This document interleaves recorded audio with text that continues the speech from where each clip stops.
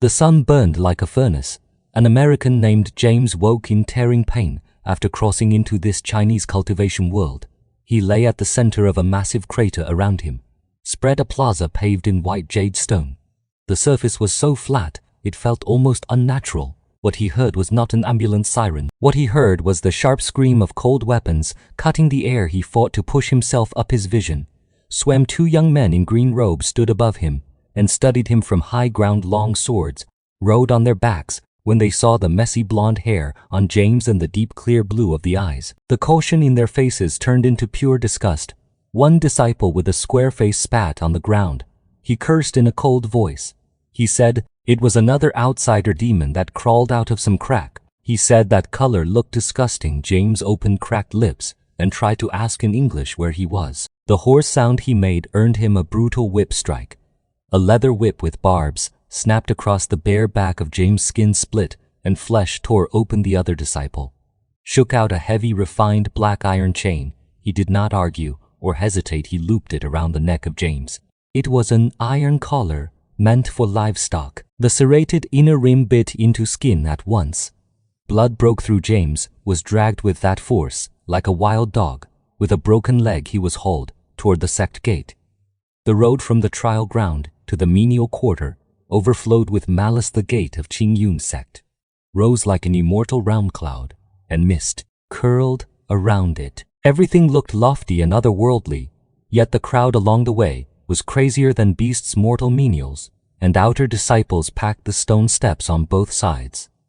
Curses rose and fell without pause. Stones flew, filth flew, even fruit pits laced with poison flew like rain and slam into James. The skin tone and hair color of James were different from everyone. Here in this place, that difference was the lowest and most evil mark. James did not beg. He only stared at the stone steps under his feet. He carved every mocking face into memory. In the end, they threw him into a refined black iron cage that reeked of rot. The cage floor was piled with bones from unknown creatures. Runes were carved into the bars all around. Those runes pressed down on strength and stamina. James curled into a corner. He felt body heat draining away. Fast footsteps broke the dead silence. A thick-built man like an iron tower stopped before the cage. He was Zhao Hu, the steward of the miscellaneous affairs office. The cloudy eyes of Zhao Hu swept over the solid muscle of James. It was the look of someone choosing livestock.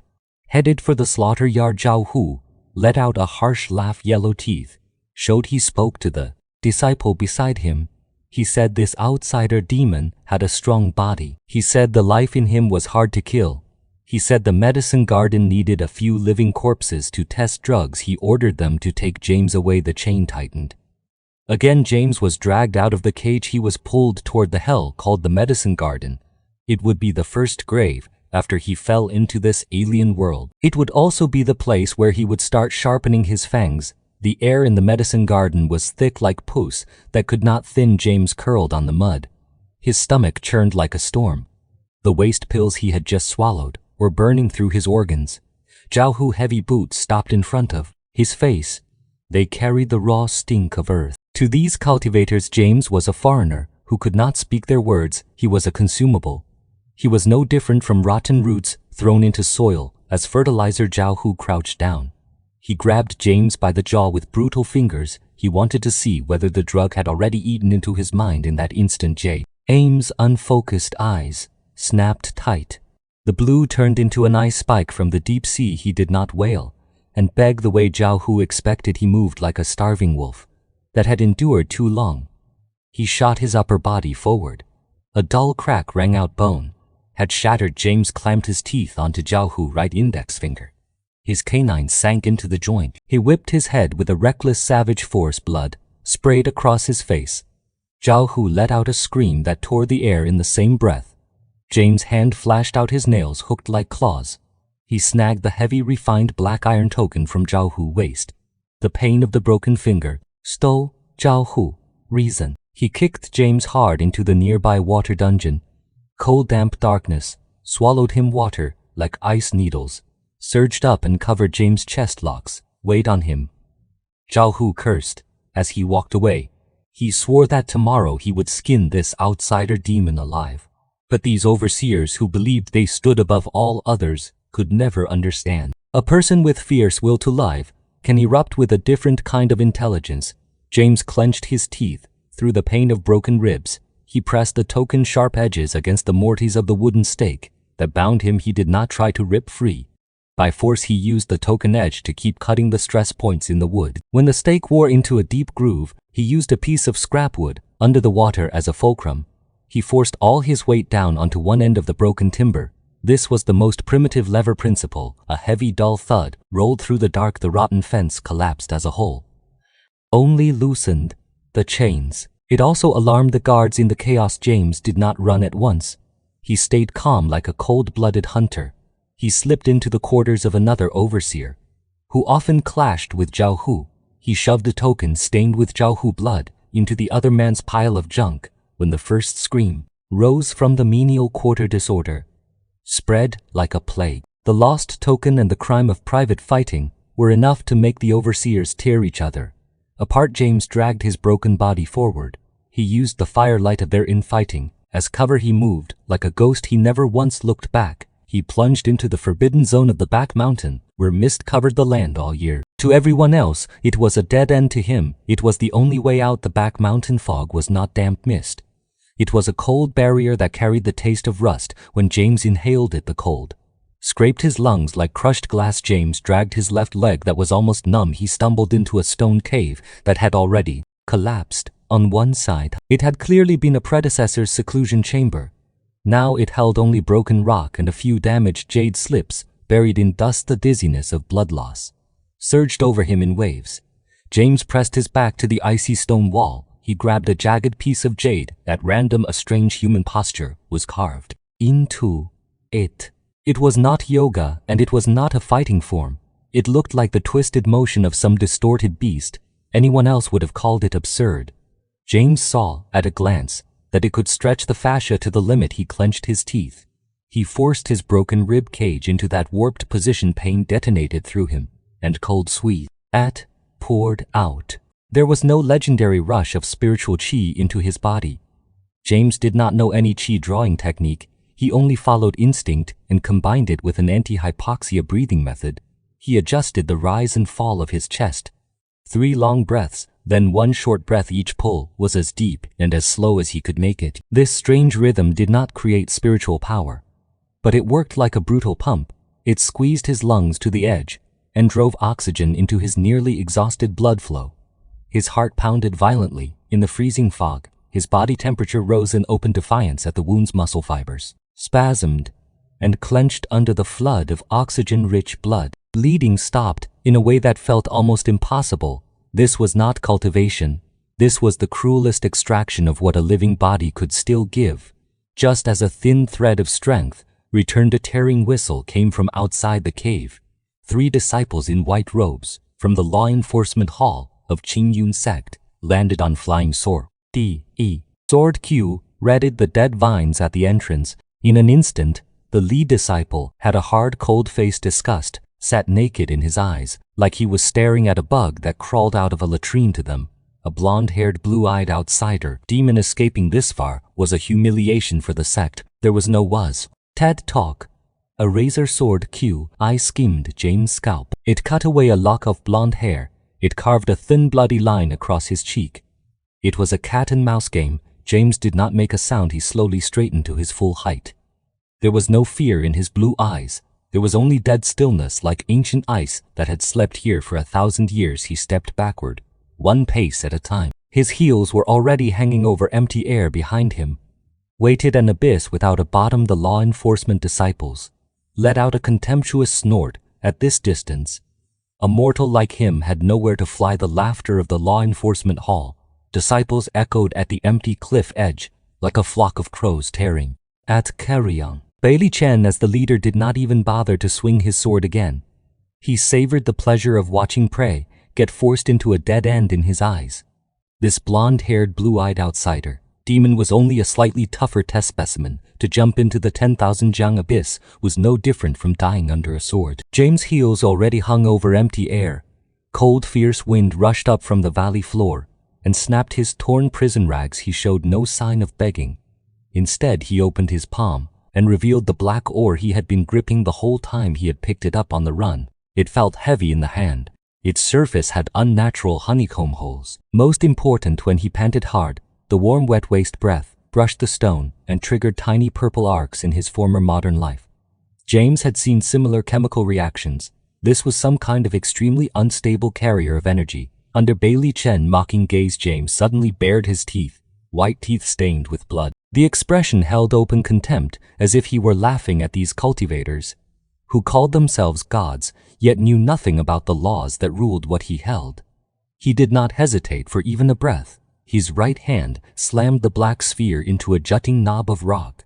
He used the rebound force. He threw his body backward. Like a stubborn stone, he fell into the abyss, where thick fog churned, gale winds shrieked at his ears, weightlessness tore at his organs.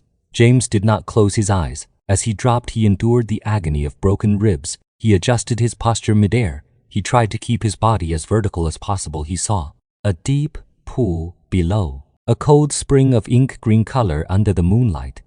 It shone with a dead steel gleam the instant he hit the water. The impact nearly shattered his consciousness. Icy water poured into mouth and nose. In a violent rush, James relied on lung capacity beyond ordinary people. He crushed down the choking panic in his chest. He clawed and kicked toward the shore. When he finally dragged himself onto the wet, cold rubble beach, he was completely spent. The black sphere lay quietly in the shallow water. Nearby, after touching the freezing pool water, a dim purple glow seeped from inside around it. The current raised a fine white foam. Chemical energy was releasing. James sucked in air in huge, ragged pulls.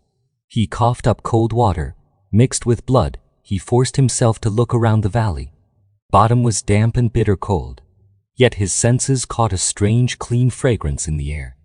It was the scent of rare spirit herbs that were hard to find. Outside, he stared at the black sphere he had named Thunder, Burst, Stone. Then he looked toward spirit herbs growing from cracks in the distant cliff wall. A plan formed in his mind, mad and precise. Those immortals believed he was dead. But this 10,000 jang abyss was the true hunting ground.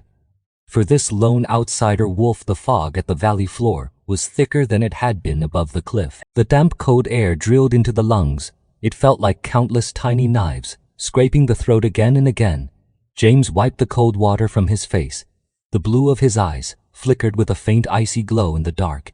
He did not hunt for a cave to hide like a startled bird. Instead, he dragged his body with a broken rib and worked fast beside the ink-green cold pool. He gathered a heap of dried pine needles and a kind of black bark that oozed grease. This bark caught fire easily, and the smoke was sharp and choking. Using wilderness survival experience, James set several thunderburst stones into the cracks of a jumbled rock pile. These stones were violently unstable. A hard enough impact would make the purple arcs inside burst. In an instant, he used tough grass vines to stretch hidden trigger lines. Across the ground was tied to loose rocks. The other end disappeared into a patch of mud, mixed with flammable grease. To make the trap look more tempting, James scattered layer after layer of powder flaked from thunderburst stones around the spirit plant that gave off a strange fragrance. When the powder met the wet vapor, it lifted into rings of dreamy purple haze. The haze shimmered with an alluring glow in the black valley floor from far away. It looked exactly like a rare treasure about to break through the earth. When he finished, James climbed without a sound into a dark, wet rock crevice.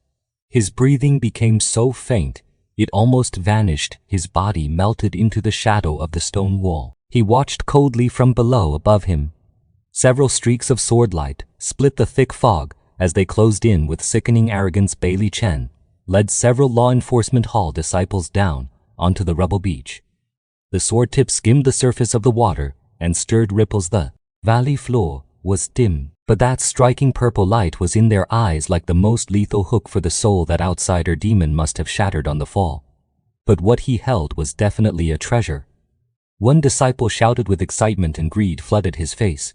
Bailey Chen did not stop him. He too was drawn by that strange pulse. In the minds of these cultivators, a mortal could be crafty, but could not play tricks in front of absolute power. They were used to sweeping with spiritual sense. They ignored the most primitive physical trap under their feet. Step by step they walked into the ground that had been laid out as a grave. Their boots snapped dry branches with crisp sounds. In the dead silent valley, those sounds were painfully sharp. James stayed in the shadow and clenched the end of the trigger line until his fingers went white. His nails bit into his palm. A cruel curve lifted at the corner of his mouth. These men who called themselves gods were about to learn what malice from the civilized world looked like. The prey had already entered the jar. This dead wasteland valley was about to hear the most brutal screams. Bailey Chen stepped on the loose stone. With his boot, the air seemed to lock in place. For one heartbeat, a dull boom rolled up from deep underground. Purple thunderfire shot out of the cracks between the boulders like vino. Mouse, snakes. The blast tore open the dead silence at the valley floor. Savage force flung the law enforcement disciples like torn sacks of hemp. The flammable grease ignited scalding. Black smoke surged upward. With screaming voices, the echoes bounced through the narrow valley, left a chilling after-sound. Before the dust could fully settle, a black shadow with a filthy face and cold eyes burst from a stone crevice. James clenched a jagged blue-gray rock as big as a fist. He moved without even a flicker of hesitation. He rushed to a disciple whose lower body had been blown apart and who was trying to crawl upright. James raised the rock and smashed it into the back of the man's head. A heavy, dull thud sounded. The disciple died before a single plea could leave his mouth. This was not killing that the civilized world taught. This was the most basic survival law of the cultivation world. The muscles in James' face looked carved hard from thirst and hunger. He quickly searched the broken bodies on the ground. He worked fast as he tore a storage pouch from a waist. When he reached Bailey Chen, who was badly wounded and unconscious, he said nothing at all. The rock swept again with a cold gust. It struck true and crushed the throat of Bailey Chen. It ended the life of the overseer who had once stood high above him. James picked up the flying sword that had snapped into two pieces. He prepared to withdraw from this killing ground. Then the thick fog overhead was split apart by a brutal force. A blinding white arc cut down through the mist. A suffocating killing intent arrived with it. It landed on the scorched black earth. It was Shen Fei, the top inner disciple genius of Qingyun sect, hovered in midair. On a flying sword, the terrifying spiritual pressure of Foundation establishment fell like Mount I crushing down in an instant. It pushed all moisture out of the air for dozens of zhang around. Grass and trees snapped under the weight. Loose stones trembled and were shaken into powder. James felt the bones in his body grind with a sound that made the teeth ache. His knees buckled. Beyond control, he slammed down into the mud in a hard kneel. That pressure was not only physical heaviness, it was a direct intimidation aimed at the soul. Every inch of his muscles spasmed violently. He bit down so hard that blood broke from his lips from the strain. The blue of his eyes filled with vicious red threads. He forced his head up inch by inch. He looked at the man above him, who stared down like a god. Before a Foundation establishment cultivator, the execution he had just planned with such care felt like a clumsy farce of an ant in a mire. Shenfei's gaze was cold and hollow. He looked over the corpses strewn across the ground, and the blonde-haired outsider demon among them, a curve of extreme contempt lifted at the corner of his mouth. The instant Shenfei hit the ground, the air around them felt like it was stripped dry. He flicked two fingers together. With a casual motion, three golden needles, as thin as hair-cut blurred shadows. Through the air they stabbed with perfect accuracy into the acupoints beside the spine of James. The pain was not the sharp bite of a blood-the entering flesh. It was like countless poisoned ants drilling from bone marrow into nerve. James' body snapped into a twisted arc. He clawed at the mud until he tore off 3 nails. He could not force out even a single scream. Shenfei boot stepped over scorched limbs and stopped in front of the blonde outsider demon. He studied James like a rare beetle split open on a table. There was no anger in his eyes, only a lofty, almost indifferent need to find answers. Shenfei told him to speak.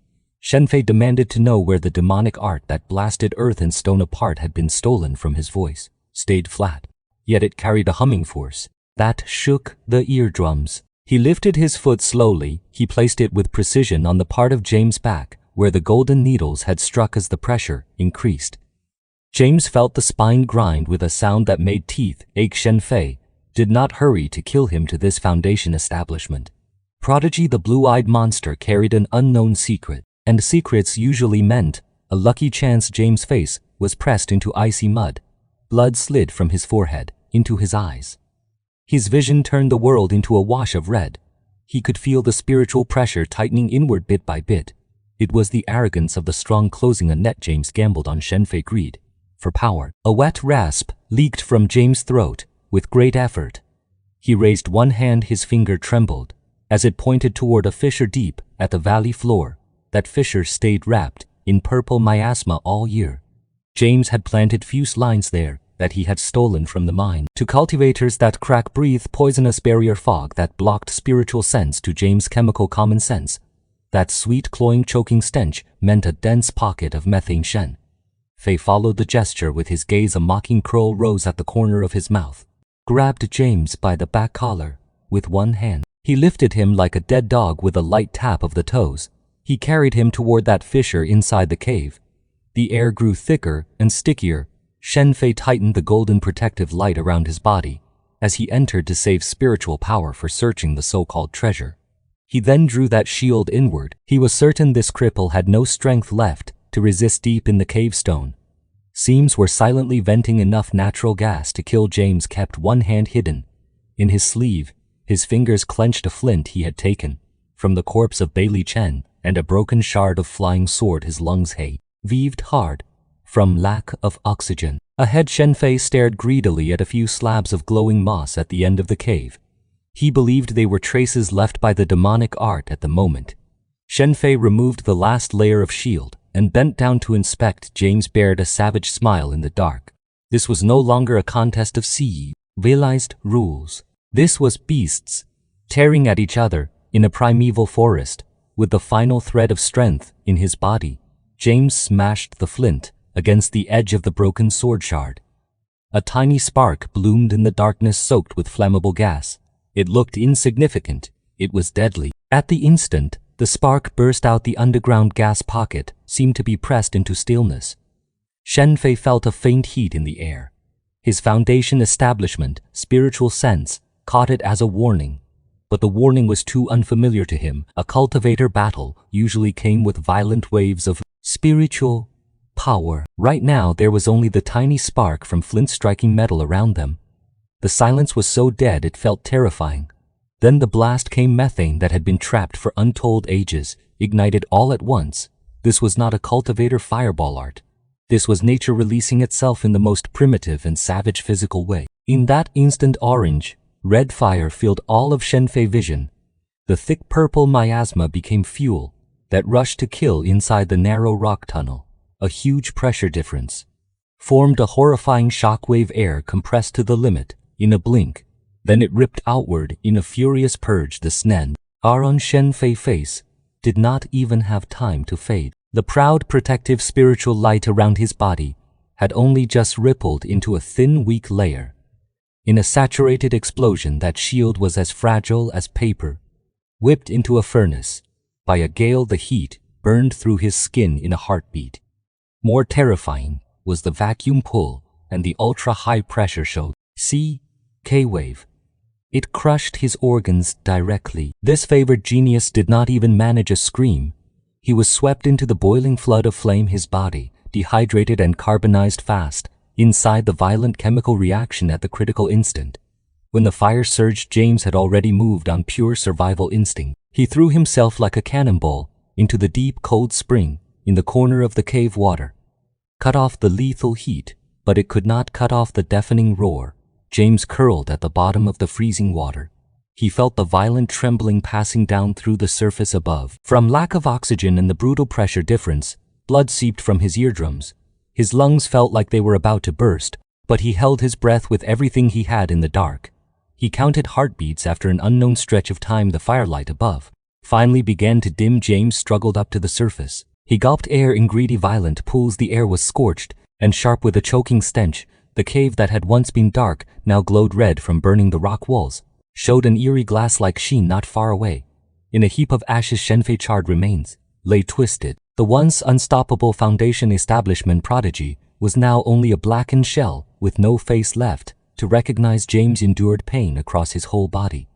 That felt like it was on fire. He crawled toward the burnt corpse. His eyes were bloodshot, which made the blue look even deeper. Inside that blue was a cold calm that made the skin crawl. He reached out with a shaking hand. He rummaged through charcoal flakes and brittle debris. A faint, clear chime sounded. A jade pendant rolled out. It was crystal clear and smooth, like fine mutton fat jade. This was the proof of identity for a core disciple of Qingyun sect. Even in such a terrifying explosion, it had not been harmed at all. James gripped the jade pendant hard in his palm. The icy touch cleared his mind. A little he watched the spiritual light flowing across its surface. His mouth pulled into an ugly, crazed curve. In this world, where the weak were meat for the strong, he had finally seized a ticket into a higher circle. In the wet, dense forest, a shadow covered in mud and grass ash moved fast through the darkness. James wrapped a strip of black cloth, torn from Xianxia's ruined robe, around his blonde hair until it was hidden tight. Those cold blue eyes flashed. In the dark, with a wolf-like edge, he tied Xianxia's identity jade pendant at his waist.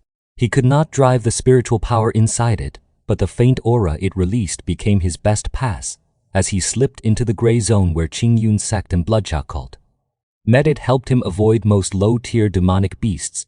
With sharp senses, the secret altar of Bloodshot cult was hidden behind a stretch of scattered boulders. A nauseating stench of blood filled the air. James lay above the rocks and watched the patrol routes below with a blank, cold focus. He knew too well how to use terrain and blind angles. He did not use any spell. He took a few blasting talismans left in Xianfei's storage pouch. He used them with a length of transparent silk worm thread.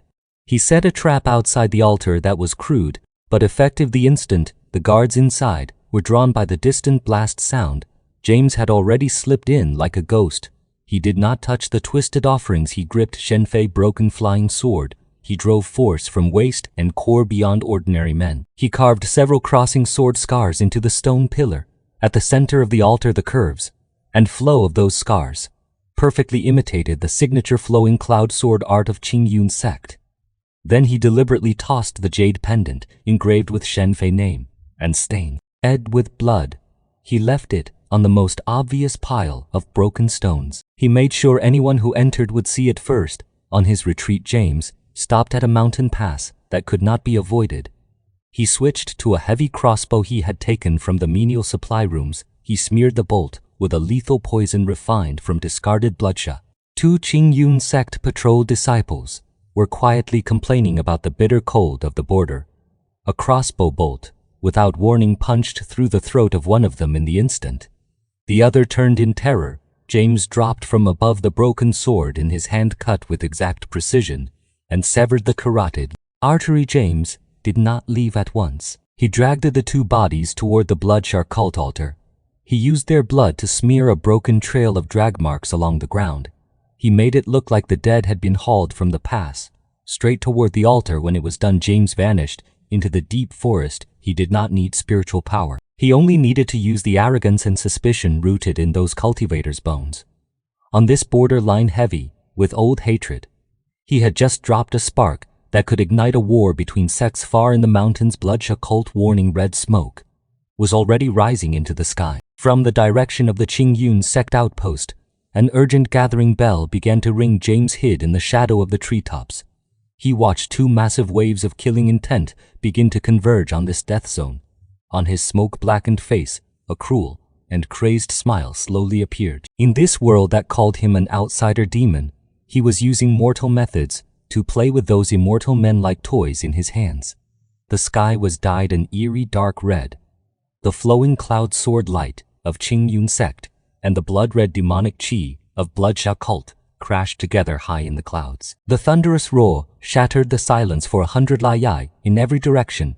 James lay behind a pile of broken stones in his blue pupils. He watched the distant slaughter reflected like a moving mirror for him. This was no longer an untouchable immortal battle. It was a grand funeral that he had lit with his own hands, while both sides of cultivators strangled each other into a knot along the borderline. The gaps in the Qingyun sect supply defense looked like a wide-open breach. To James, he avoided the patrols of low-tier disciples. He circled along familiar mountain paths. He returned to the place where the nightmare had begun. He returned to the medicine garden of Qingyun's sect, the forbidden ground that had once been heavily guarded now felt unnaturally dead. The front line had drained away manpower. James reached into his clothing and took out several round balls wrapped tight in beast hide. During this time he had made them himself. He used extremely unstable spiritual powder, scraped from alchemy waste. He mixed it with lamp oil and saltpeter. He turned it into crude improvised bombs.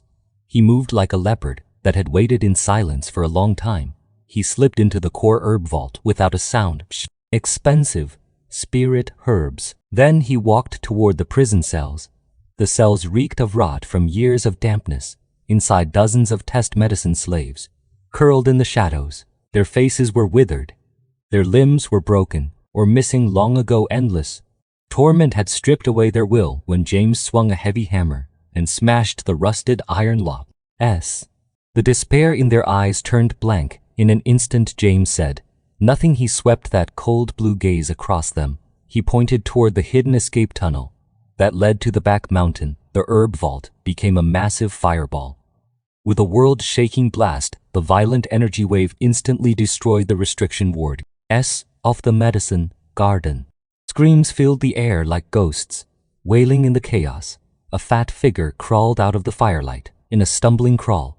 It was Zhao Hu, the steward, who had once been unstoppable. His face was coated in soot black. The eyes that greed had sealed shut were now filled with dying terror. A hand covered in calluses and scars clamped hard around Zhao Hu's throat. It lifted him off the ground.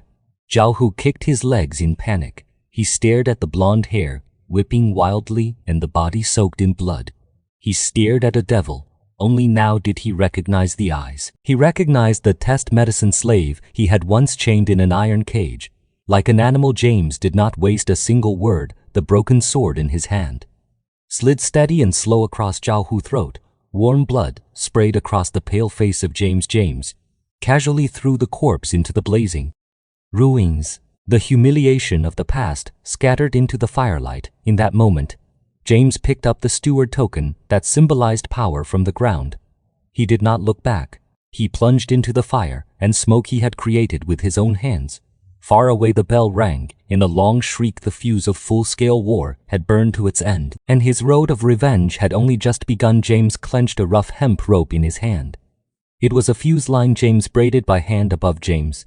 The battle between Qingyun sect elders and Bloodshot cult leaders had reached a boiling peak. Each collision of spiritual power looked like it tore a savage, bloody gash across the sky. The roar was deafening, but James was smiling in those deep blue eyes. There was no fear. There was only calculation. James fixed his gaze on the basalt support pillar beneath the main hall. The pillar was as thick as a man could hug. James had chiseled dozens of deep holes into it. He had packed them full of a deadly mix of high-purity saltpeter and discarded spirit pill residue. In the eyes of those arrogant cultivators, mortal gunpowder was just a toy that made noise they could not understand. That when physical laws were pushed to the limit, even an immortal mountain could cry. Now was the moment. When the aftershock from two elders' clashing palms made the whole peak shake violently, James yanked the fuse. The heavy boom did not come from the clouds. It came from the roar of the earth itself. Dozens of support points burst at the same time. That terrifying impact instantly shattered the restriction wards that kept the main peak floating. The magnificent Lingxiao Hall that carried 1,000 years of Qingyun sect glory began to tilt. It cracked apart amid countless screams. Then it became countless massive boulders and smashed down into the abyss. The cultivators who once stood high above all others were helpless before gravity. Their proud protective spiritual light popped like bubbles under the crush of mountain-heavy stone dust, and smoke blotted out the burning sun. The whole mountaintop fell into chaos. James tied a wet cloth over his face. Like a lone wolf patrolling ruins, James moved without a sound through wailing and ash. An inner disciple who usually looked down on everyone was pinned from the waist down under a broken beam. His face was smeared with blood and filth as he reached out begging for help. He saw the blonde-haired figure and a spark of hope rose in his eyes. Then the hope froze into fear when he saw those cold blue eyes. James did not waste a word. The iron spike in James' hand drove straight into the throat. The motion was as clean as harvesting wheat in this ruin James had made. With his own hands, there was no difference between immortal and mortal. There was only hunter and prey. James wiped the blood that had splashed near his eye. Then James kept walking into the deeper wreckage. A badly wounded steward was struggling to swallow a pill. James sprang forward. James kicked the bottle away.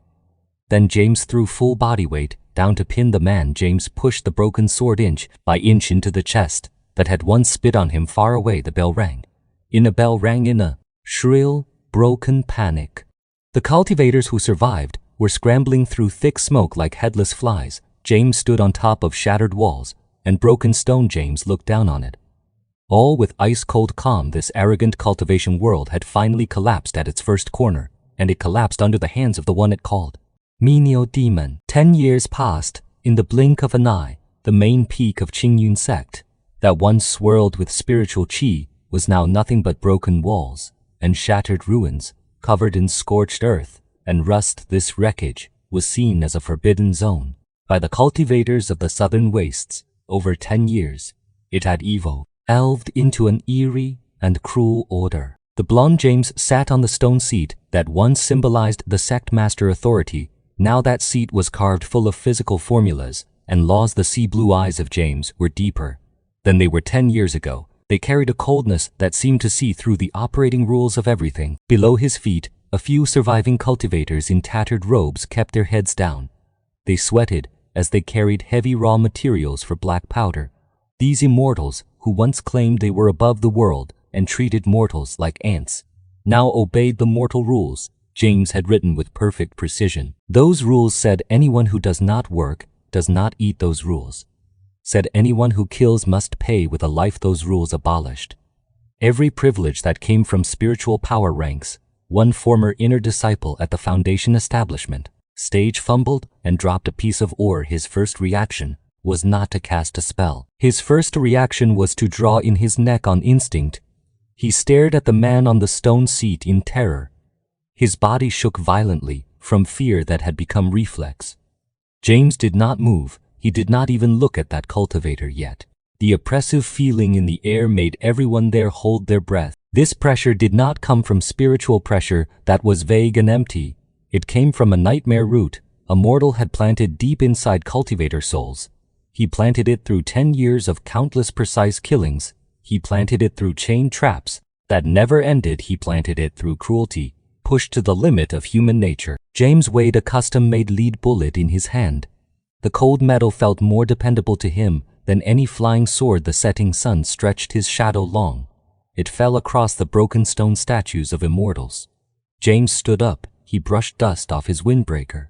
This was his last patrol of the lawless land he had built with his own hands. He walked into a stone room that was crude but clean. He shouldered a pack stuffed with notebooks and precision parts. Inside were the killing methods he had refined over 10 years. Inside was also the kindling of a new order that could overturn the foundations of the cultivation world. He walked out of the ruins. He did not look back at the survivors, kneeling on the ground.